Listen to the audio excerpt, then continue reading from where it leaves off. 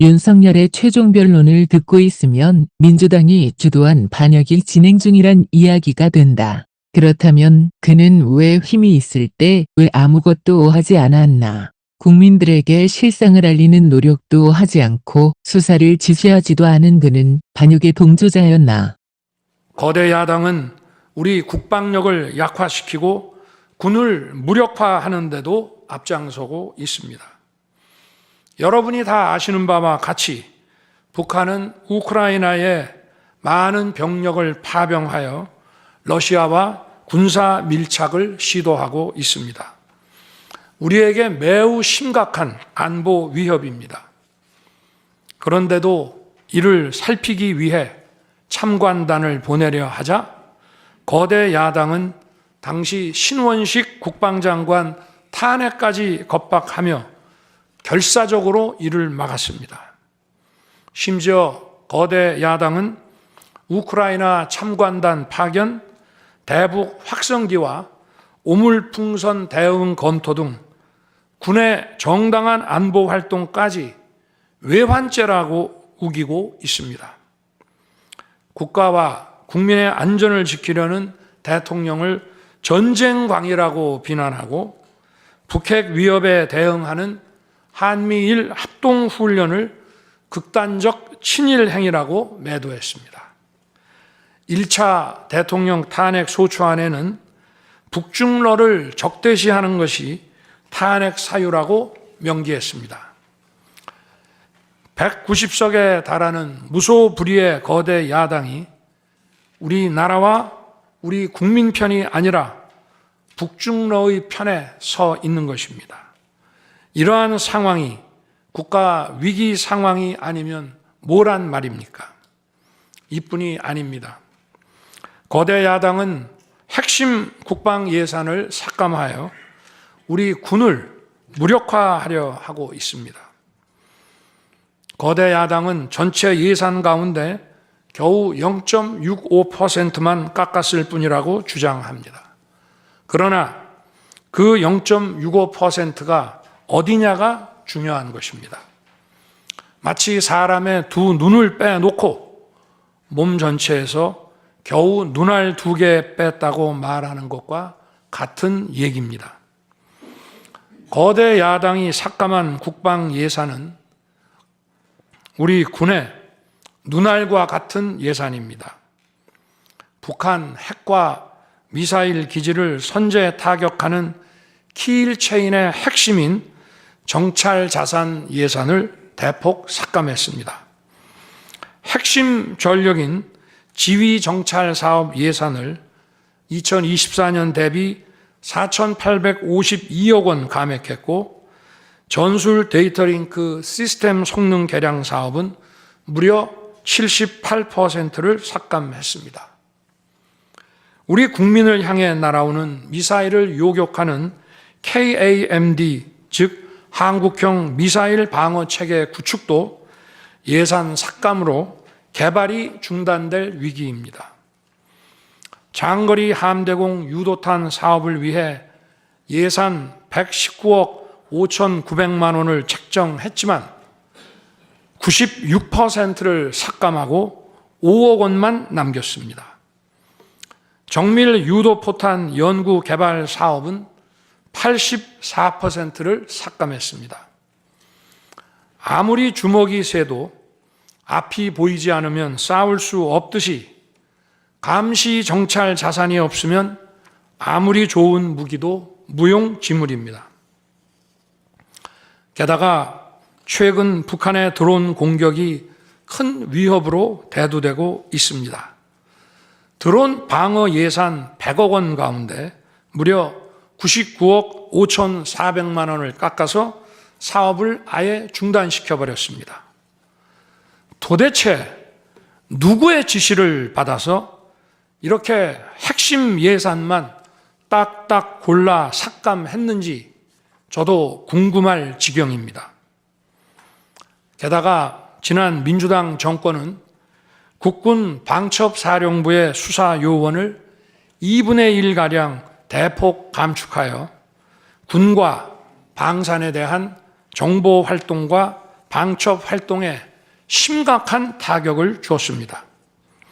또 과거 간첩 사건과 연루된 인물을 국정원의 주요 핵심 간부로 발령내서 국정원이 방첩기관인지 정보 유출기관인지 모를 조직으로 방치하기도 했습니다. 지난 정부 시절 이런 일을 주도한 인물들이 여전히 거대 야당의 핵심 세력으로서 우리의 안보를 흔들고 있습니다. 우리 정부 들어 국가정보원이 국가안보의 중추기관으로 거듭날 수 있도록 노력하였고 국군 방첩사의 역량 보강을 위해 힘썼습니다마는 아직 문제의 뿌리를 제대로 다 드러내지 못했습니다. 부수고 깨뜨리기는 쉬워도 세우고 만들기는 어렵고 시간이 많이 걸리기 때문입니다. 이런 상황이 겉으로는 멀쩡한 것처럼 보이지만 실질적으로 전시사변에 못지않은 국가 위기 상황이라고 저는 판단하고 있습니다. 거대 야당은 야당에 대한 대통령의 인식을 탓하기 전에 공당으로서 국가에 대한 책임 있는 자세와 신뢰를 보여주는 게 우선이라고 저는 생각합니다. 저는 자유민주주의 헌법 원칙, 국가 안보, 핵심 국익 수호만 함께 한다면 어떤 정치 세력과도 기꺼이 대화하고 타협할 자세가 돼 있는 사람입니다. 나라와 국민을 위한 길에 좌파, 우파가 어디 있겠습니까? 하지만 자유를 부정하는 공산주의, 공산당 일당 독재, 유물론에 입각한 전체주의가 다양한 속임수로 우리 대한민국에 스며드는 것은 막아야 합니다. 이런 세력과 타협하고 흥정해서는 안 된다고 생각합니다. 우리가 가치를 공유하지 않는 나라와도 교역도 할 수 있고 국제 협력, 상호 이익을 추구할 수도 있습니다. 하지만 우리 정치 체제에 영향을 미치고 스며드는 것은 막아야 합니다. 그것이 국방 안보만큼 중요한 정치 안보입니다. 바로 우리의 자유민주주의를 지키는 길입니다. 자유민주주의 국가의 공당이라면 이런 세력을 옹호하고 이런 세력과 손잡는 일은 절대 해서는 안 되는 것입니다. 재판관 여러분, 그리고 국민 여러분, 거대 야당은 제가 취임하기도 전부터 대통령 선제 탄핵을 주장했고 줄탄핵, 입법 폭주, 예산 폭거로 정부의 기능을 마비시켜 왔습니다. 거대 야당은 이러한 폭주까지도 국회의 정당한 권한 행사라고 강변합니다. 그러나 국회의 헌법적 권한은 국민을 위해 쓰라고 부여된 것입니다. 자신들의 정치적 목적을 위해 정부 기능을 마비시키는데 그 권한을 악용한다면 이는 헌정 질서를 붕괴시키는 국헌문란의 다름 아닙니다.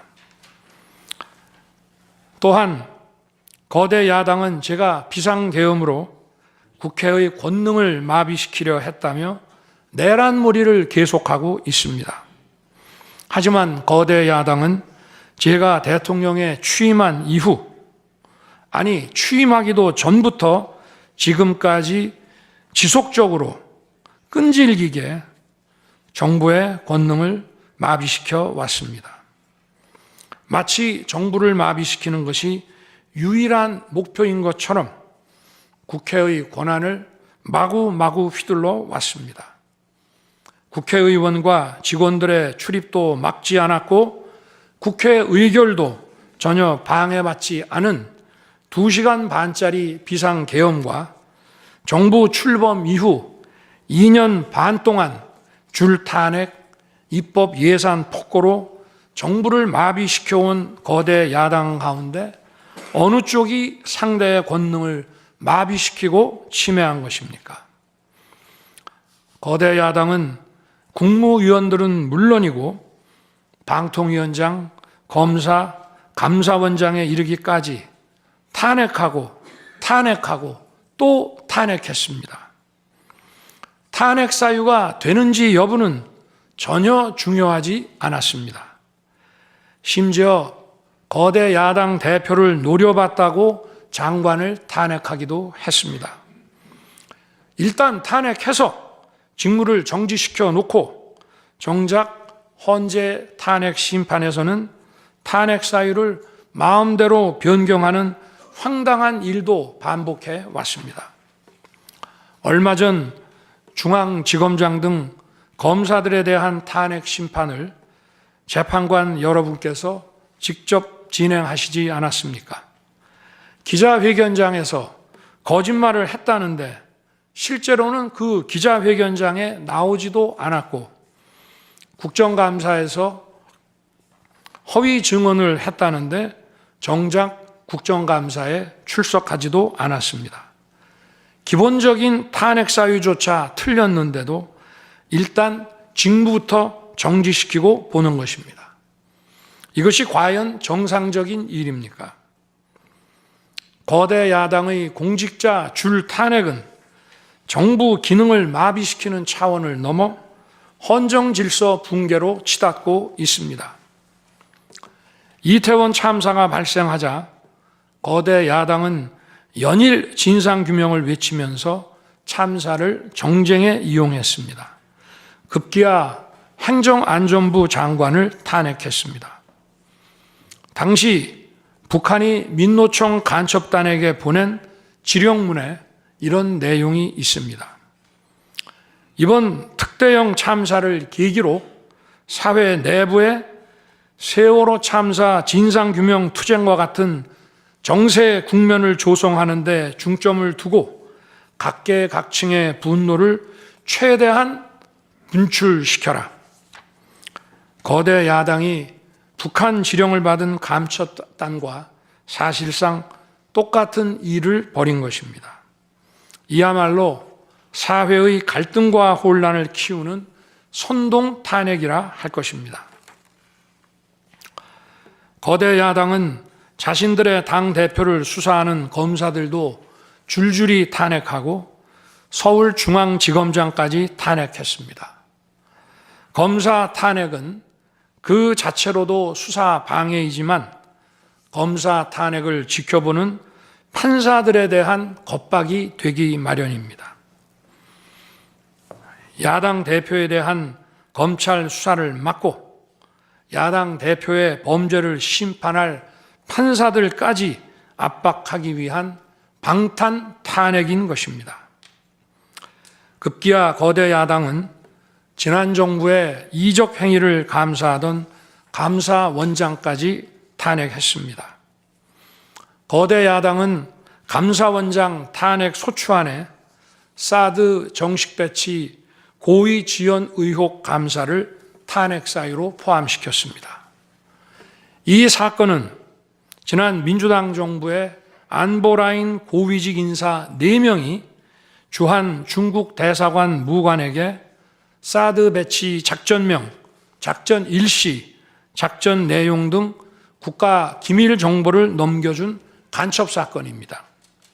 감사원은 이를 적발하고 검찰에 수사 의뢰하는 등 감사 조치를 진행하였는데 이것이 탄핵 사유라는 것입니다. 자신들의 간첩 행위를 무마하기 위한 이적 탄핵이 아닐 수 없습니다. 헌법기관인 감사원장에 대한 무차별 탄핵은 그 자체로도 심각한 헌법 파괴 행위이지만 이적 행위까지 탄핵으로 덮는 것을 보며 이야말로 자유민주주의를 무너뜨리는 망국적 위기 상황이라고 판단한 것입니다. 또 한편 정부 각 부처들은 국민의 세금으로 엄청난 규모의 예산을 사용 집행하고 있습니다. 수많은 산하 기관도 거느리고 있습니다. 그런데 이런 부처의 수장들을 탄핵 소추로 직무정지시켜 그 부처의 기능을 마비시키거나 심각하게 저해한다면 기회, 비용과 재정적 측면에서도 국가와 국민에 얼마나 막대한 경제적 피해를 입히는 것이 되겠습니까? 거대 야당은 공직자를 무차별 탄핵 소추하고 소추인단 변호사 비용도 국민 세금으로 사용하고 있습니다. 그렇지만 억울하게 탄핵 소추된 공직자들은 직무가 정지된 상황에서 자기 개인 자금으로 변호사 비용까지 조달해야 합니다. 정부 공직자들은 거대 야당의 이러한 폭거에 한없이 위축될 수밖에 없습니다. 이처럼 거대 야당은 선동 탄핵, 방탄 탄핵, 이적 탄핵으로 대한민국을 무너뜨리고 있습니다.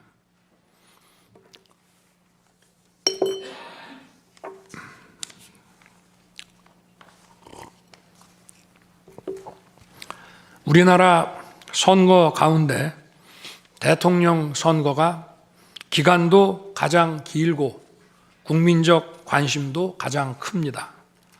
그만큼 직선 대통령의 민주적 정당성은 다른 선출직 공직자에 비해 그 무게가 다릅니다. 과거 우리나라 민주화 운동은 한마디로 대통령 직선제 확보였다고 해도 과언이 아닙니다. 그런데 거대 야당은 대선이 끝나자마자 동조 세력과 연대하여 아직 취임도 하지 않은 대통령 당선인을 상대로 선제 탄핵과 퇴진 운동을 벌이기 시작했고, 지난 2년 반 동안 오로지 대통령 끌어내리기를 목표로 정부 공직자 줄탄핵 그리고 입법과 예산 폭거를 계속해 왔습니다.